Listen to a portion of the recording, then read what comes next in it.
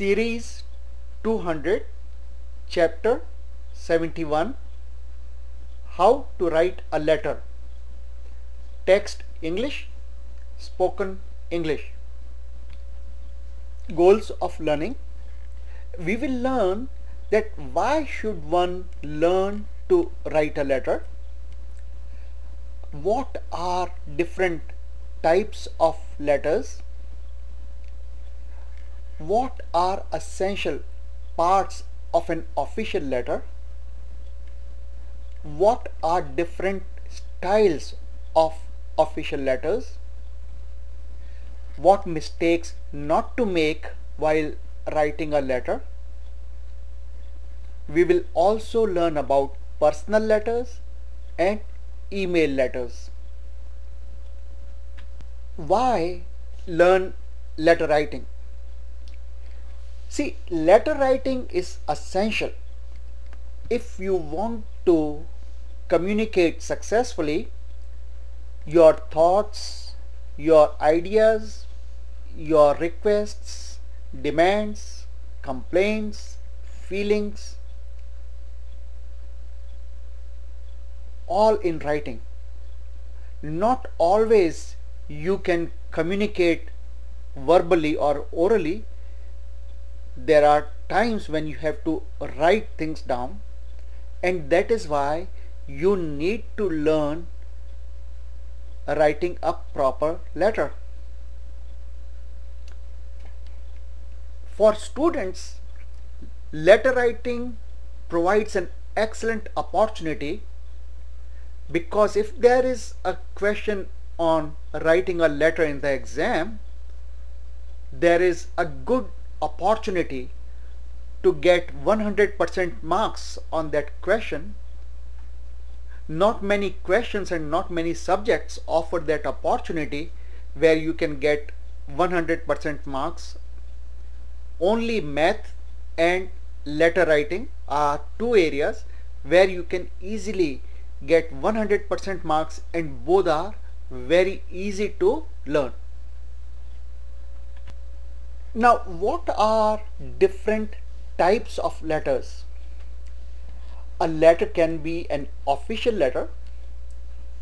It can be a personal letter to your friend or to your family.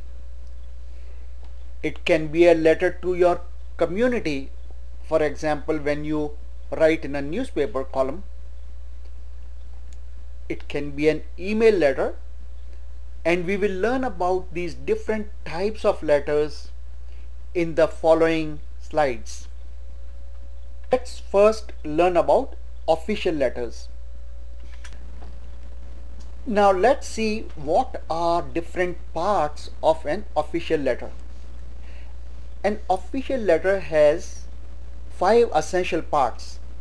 There are a few more, but 5 parts are very essential. On the top is the sender's address or contact details.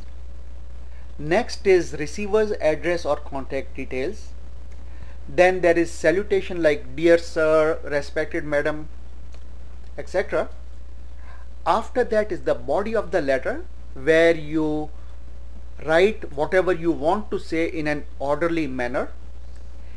And the last one is the sender's signature area, where you write things like thanking you, yours sincerely, yours faithfully, etc. And there are a few more parts, but we will talk about all these in details in the following slides. Sender's address tells who sent the letter. If the receiver of the letter wants to send a written reply back, then this is the address where the reply will be sent.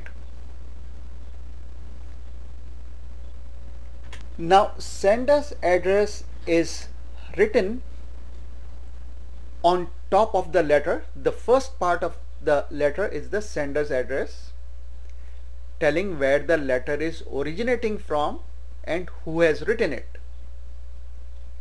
The reason for writing it on the top is that when the receiver, the person who gets the letter, opens the letter, he or she can immediately see where the letter has come from and who has written it.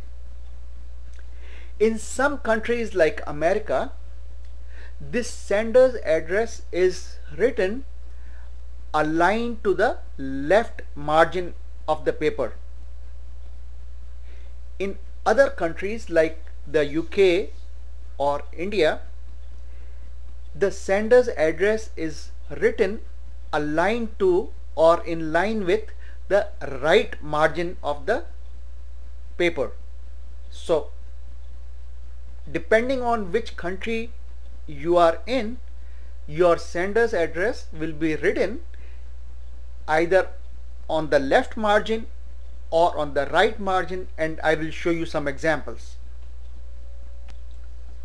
So what is included in sender's address or contact details? The first line is the sender's full name, first name and then last name. The second line in the sender's address is the street address. What is a street address?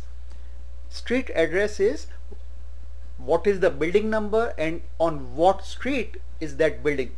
So for example, 123 Main Street is a street address. After the street address is city and state. The fourth line includes the zip or pin code, whatever you call in your country, that is written in the fourth line. And the fifth line is the date when the letter is written.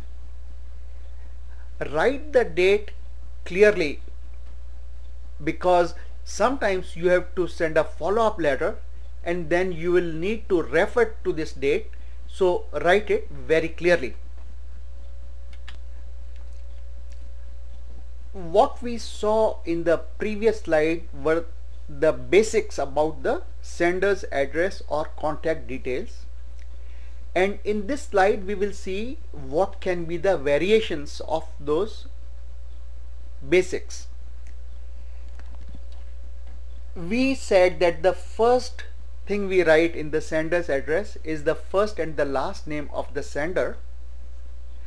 Note that in some countries we write Mr. or Mrs. or Miss or Doctor.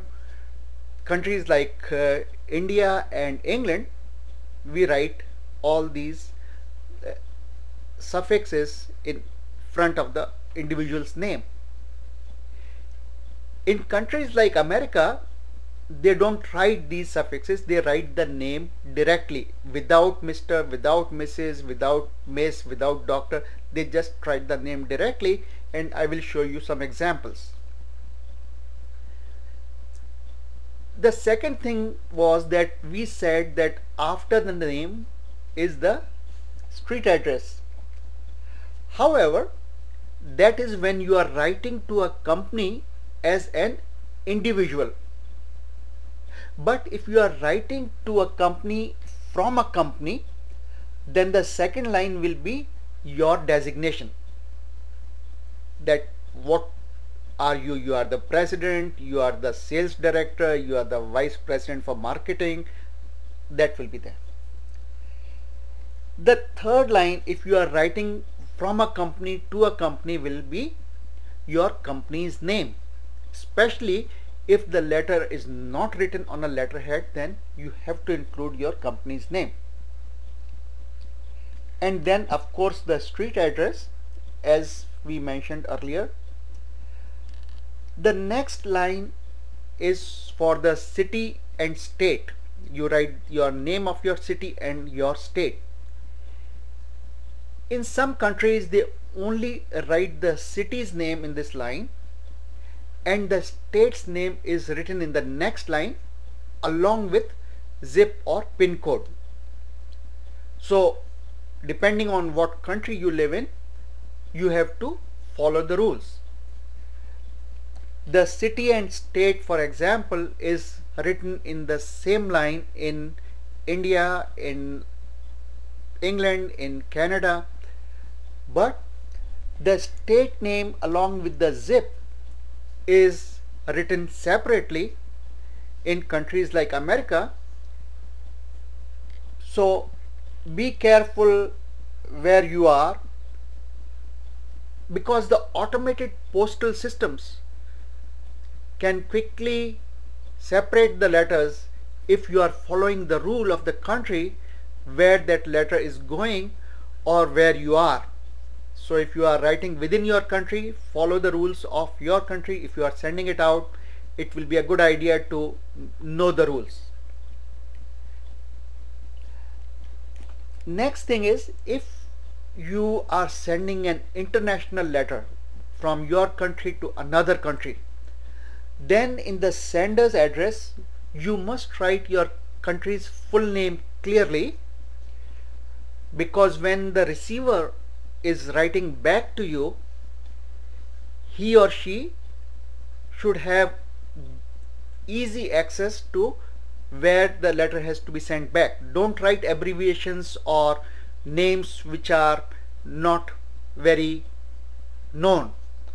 So if you are sending from India, write India. Don't write Bharat or Hindustan or something like that.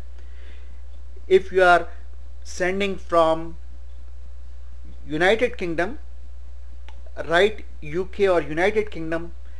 Avoid writing England, which is not a common name known throughout the world, but UK is known. We already talked about writing the date clearly.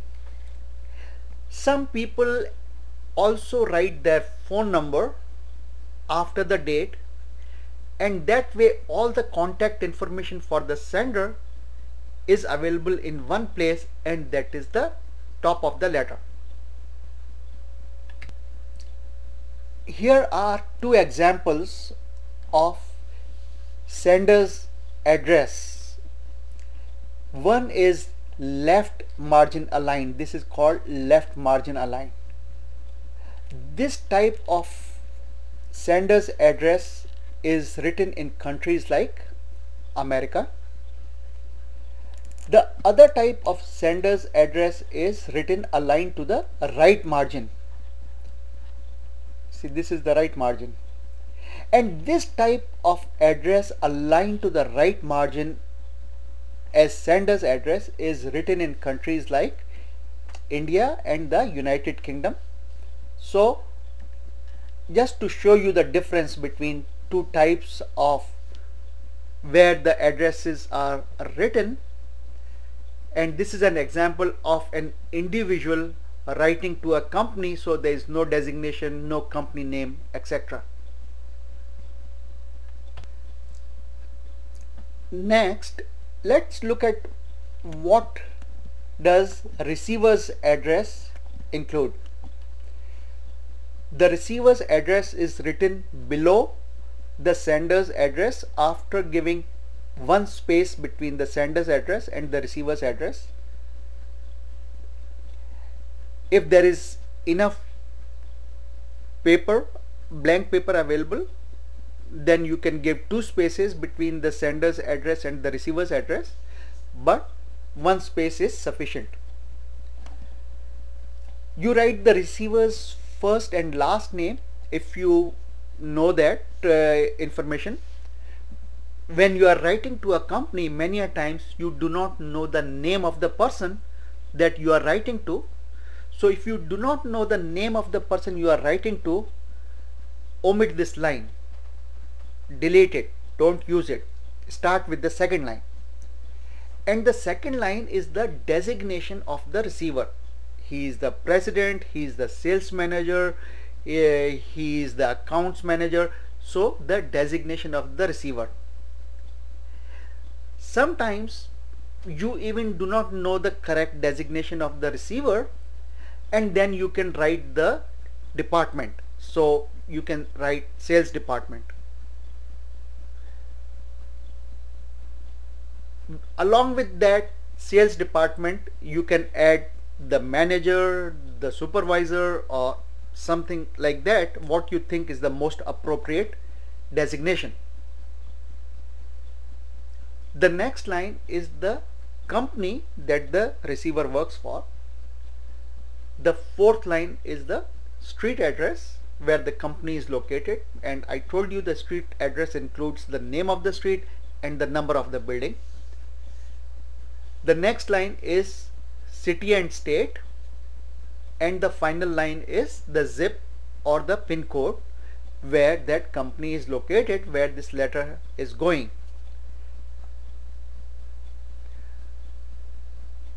Again, if it is an international letter, you can add the name of the country after the zip or the pin.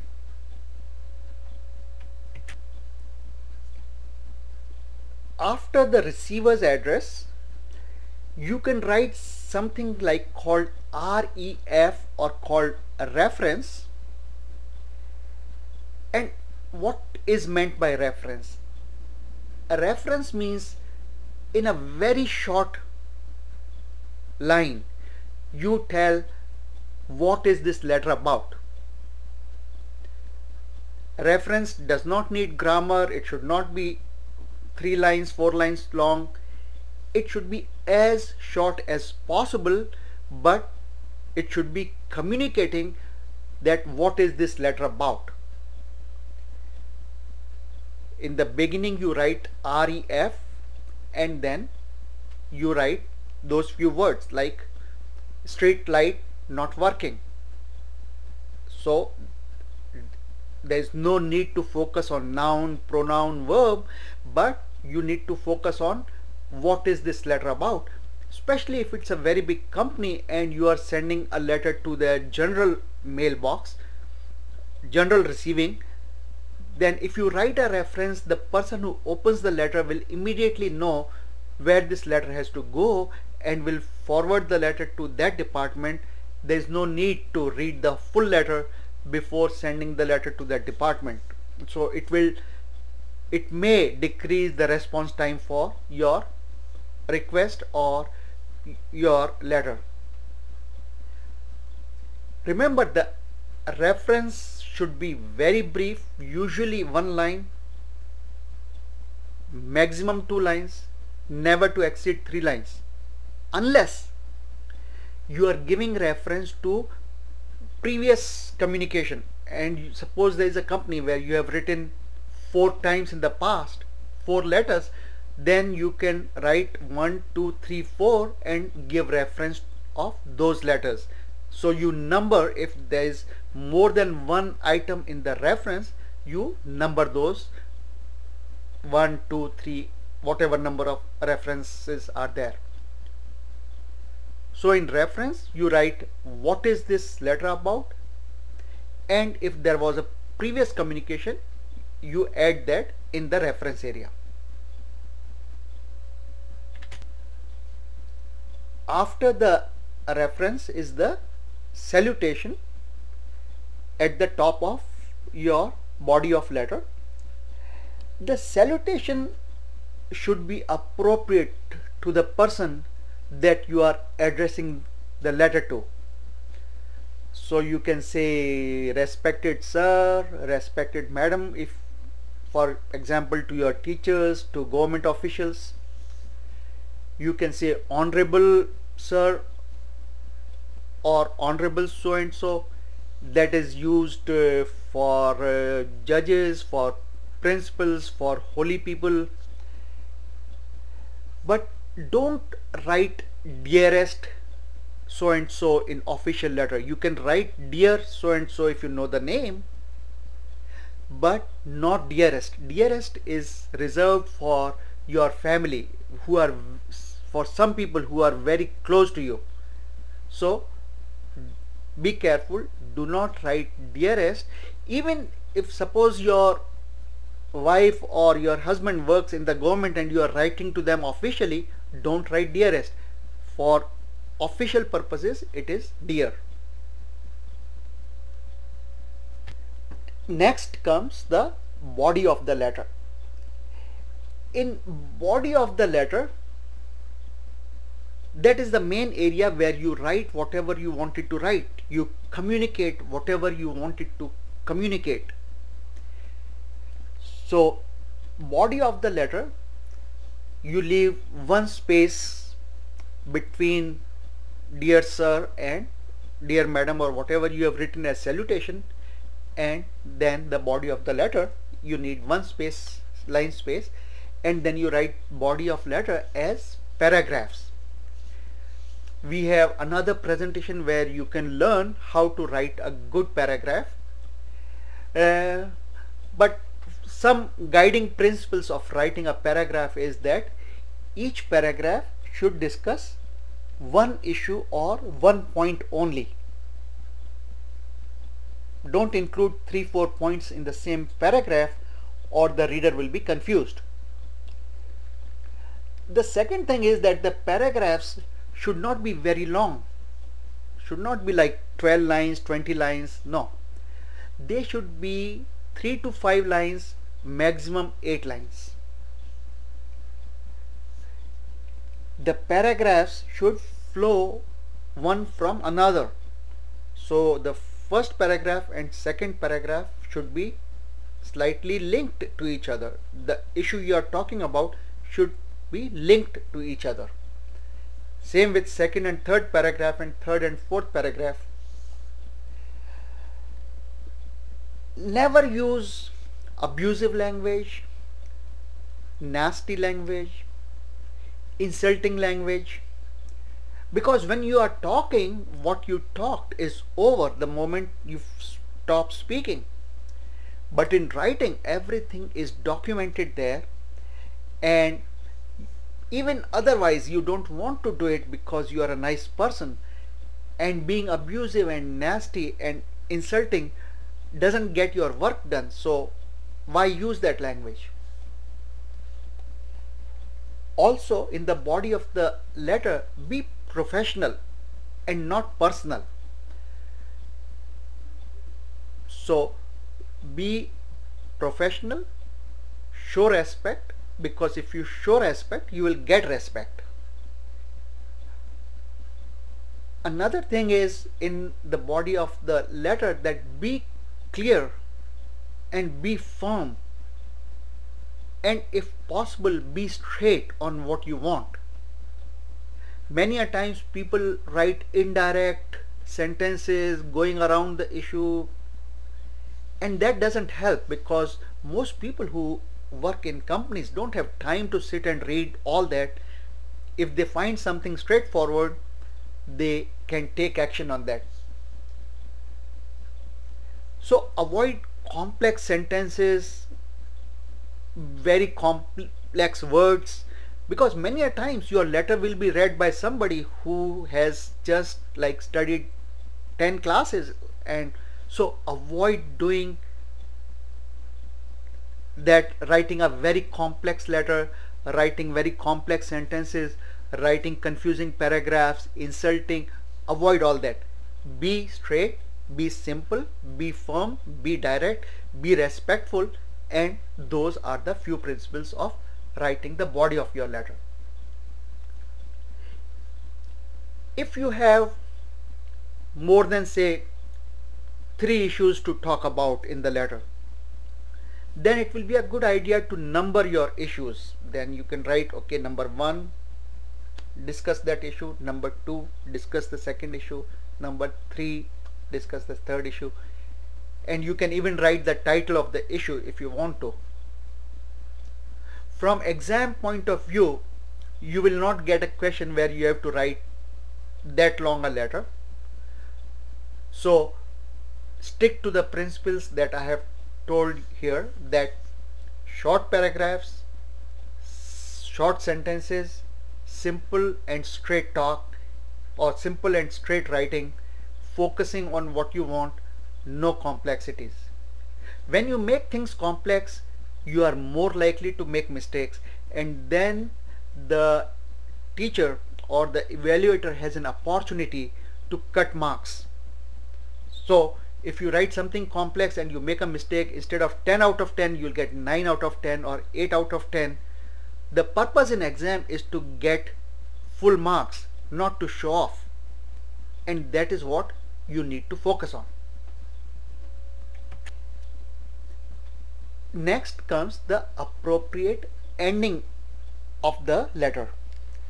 So if your body of letter was long, Then you summarize the issue or issues that you were talking about in a small paragraph. Remember, you don't have to rewrite everything. You summarize in very short. That way the person who is reading your letter will also have an idea as to what he has to do in response to your letter. Thank the receiver if needed. In most cases it is needed. So thank the receiver. Give an opportunity to the receiver using this part of the letter to contact you if needed. The receiver may like to have more information before he takes any action or before she takes any action on what you have requested, and if you leave this opportunity open, you are more likely to get your issue resolved in time. And politely, in most cases, I know sometimes you may not be very happy, but you can't be nasty or abusive or insulting.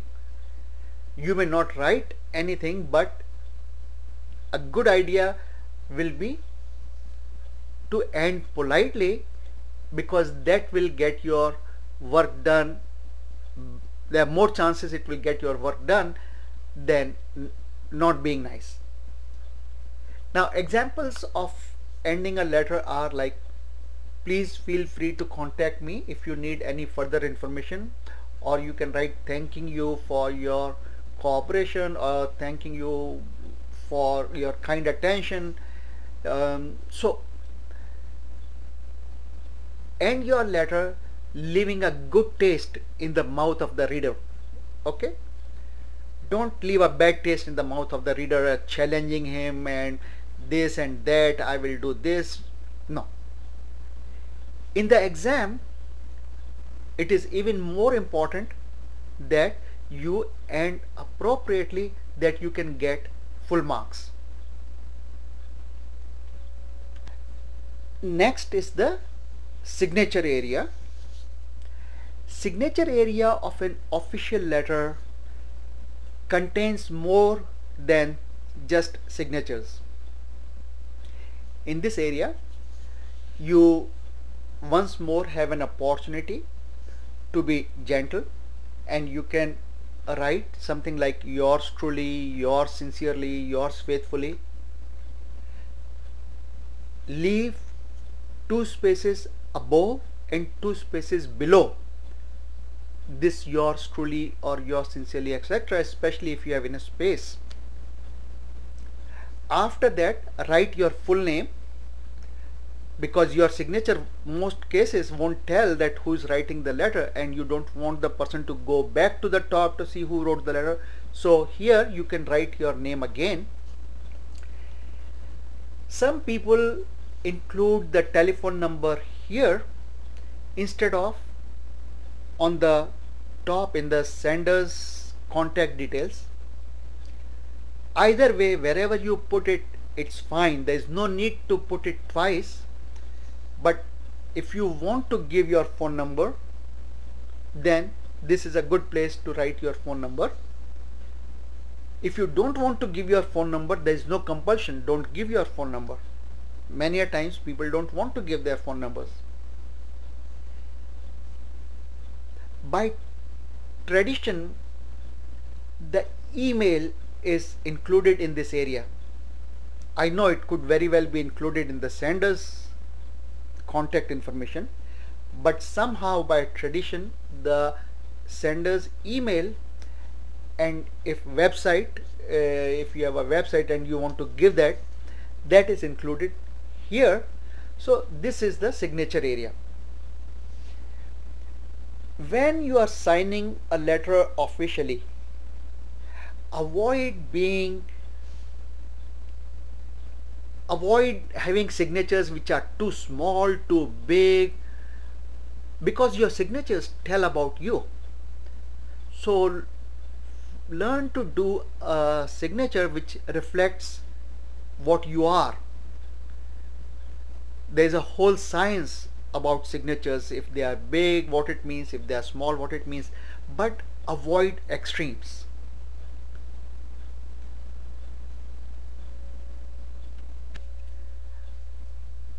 After the signature area, if you are sending something along with your letter, you can write ENCL and then list what you are sending. Be careful, it's not a description of what you are sending. It is just telling the receiver to look for those things that you are sending. So you can say 2 pictures of my property if you are writing the letter in reference to your property. So if you are enclosing more than 1 items, you can number them, number 1, number 2, number 3, but this place is not for the full description but only for enumerating things, that okay, these are the things being sent. One important issue from exam point of view, in the exam most of the time you are not sending anything when you are writing a letter in the exam, so there is no need to write this ENCL when you are in the exam. If you are not enclosing anything, there is no need to write ENCL at all. Another thing, after the ENCL, if you are sending a copy of your letter to other people, you can write CC and then you can mention who you sent the copy of the letter to. The copy you sent should be exactly the same that you have sent to this person. In the past it was done to expedite things. Suppose a company has a head office in one city and you are communicating with somebody in another city, so you send the material simultaneously. With emails you see CC or BCC, we'll come to that later on. So if you wrote, for example, to your teacher that you are not coming today and you also sent a copy to your principal, so that's where you can write CC. But if you are not copying or not sending the copy to anybody, there is no need to write CC. Again, in the exam there won't be a need to write CC, but it's good to know. Now the final steps that you take before you send your letter, your official letter out, is to check for any spelling mistakes, any grammar mistakes. The reason is these mistakes are very common in written letters, especially by the beginners. So if you are starting to write, there's a good chance that there will be spelling mistakes and grammar mistakes.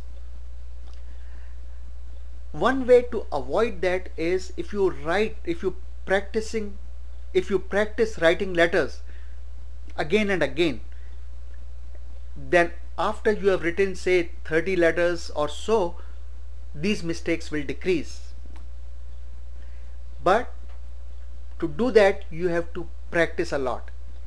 Even then, especially in the exam, you make sure your letter does not have any spelling mistakes or any grammar mistakes.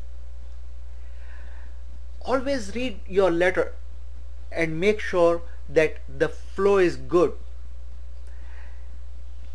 When you are using a computer, if you use spell check, be careful, because sometimes the computer's spelling and grammar is not what you want, because they can totally end up changing the tone of your letter.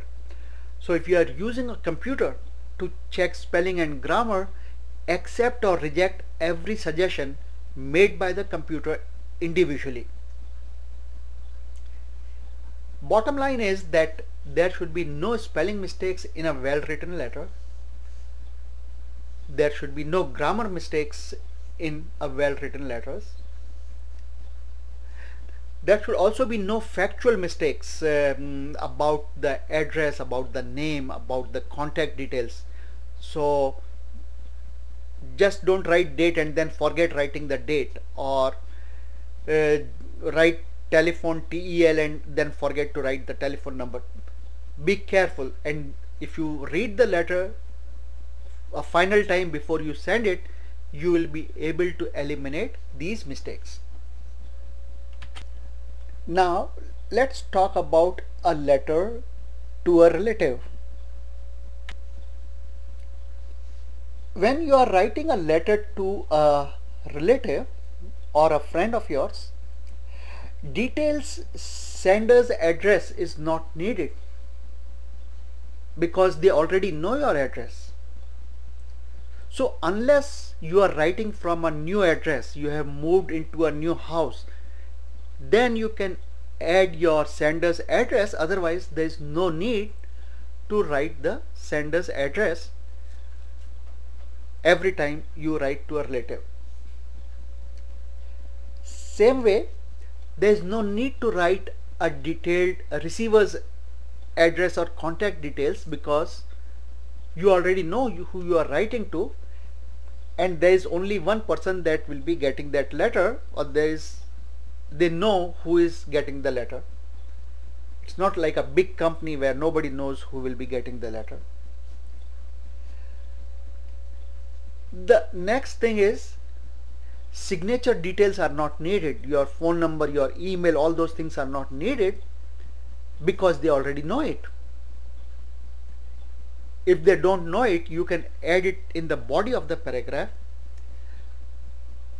but in most cases they already know it, so there is no need to write your full name below your signature or your phone number or your email.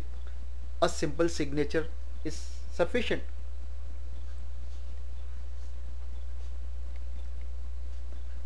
In a letter to a relative, reference, enclosed, CC are not needed because you are not doing an official communication.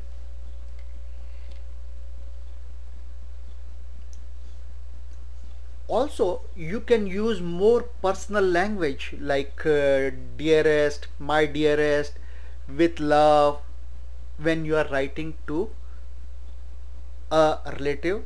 A personal letter to your wife, to your children, to your parents, to your friend, you can write a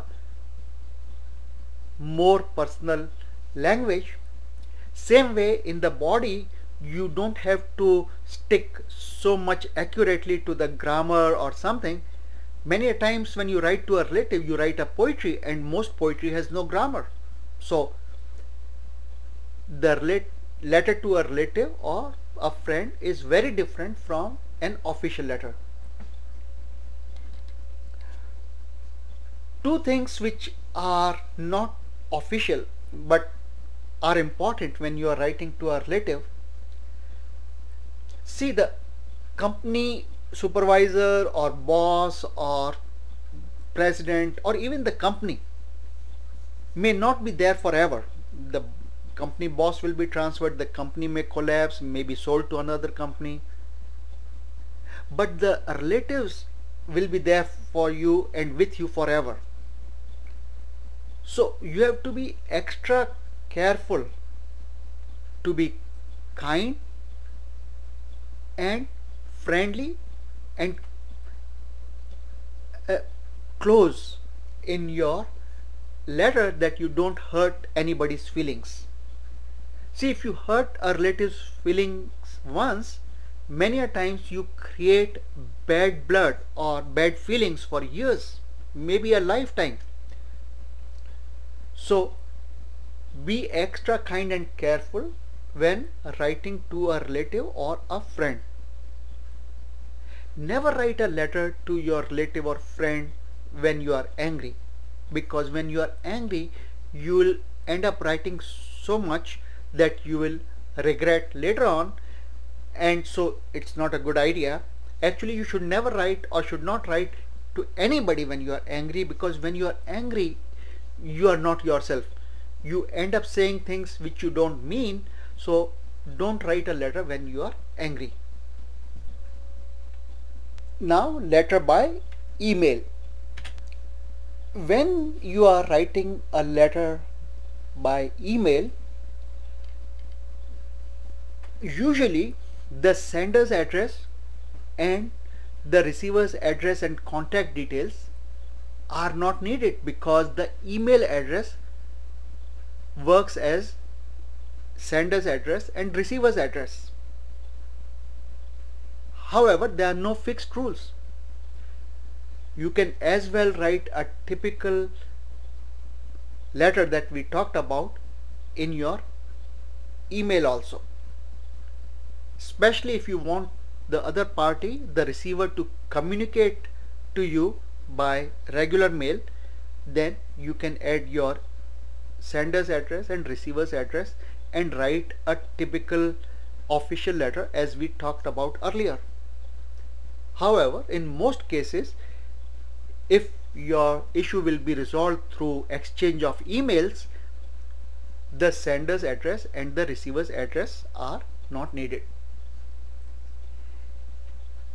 In an email, indent is not used at the beginning of the paragraph because in computer language sometimes the indent can end up making your letter look very confusing. But again, there are no fixed rules. When you send an email letter, you can easily attach pictures, old documents, copies of old documents as attachments. It's very easy to do that. Also, you can send copy to many other people by clicking on CC or BCC. So you can add that, and we will talk more about email letters in our discussion on the internet. When you are sending a letter by email, avoid the temptation of formatting too much because you can do it. That doesn't mean you should do it. The computer gives you an opportunity to write an email with words of different size, shape, color, but that confuses and irritates the person who is receiving the letter. So write the whole letter in the same font, same color, avoid underlining everywhere, and give a nice look to your letter, not by having too much in it, but by having too little in terms of different colors and different fonts in it. Another thing is that it's easy to check for spelling mistakes or grammar mistakes in the email letter, but as I said earlier, be very careful making the computer in charge of making those changes, because sometimes the computers can totally change the meaning of your letter. To give you an example, in some countries the word honor is spelled as H-O-N-O-U-R. In other countries it is spelled as H-O-N-O-R. So color is said C-O-L-O-U-R. In other countries it is C-O-L-O-R.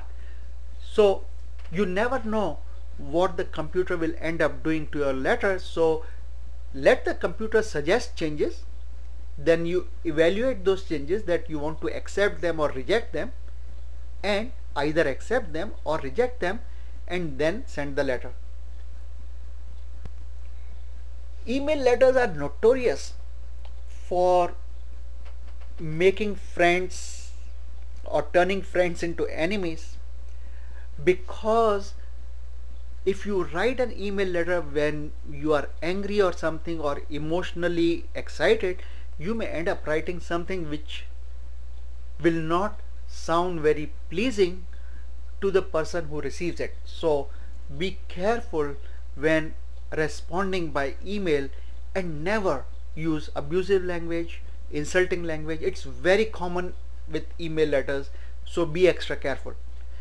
Because the person is not in front of you, you think you are talking to the computer when you are writing, but really you are talking to the other person when he or she gets the letter.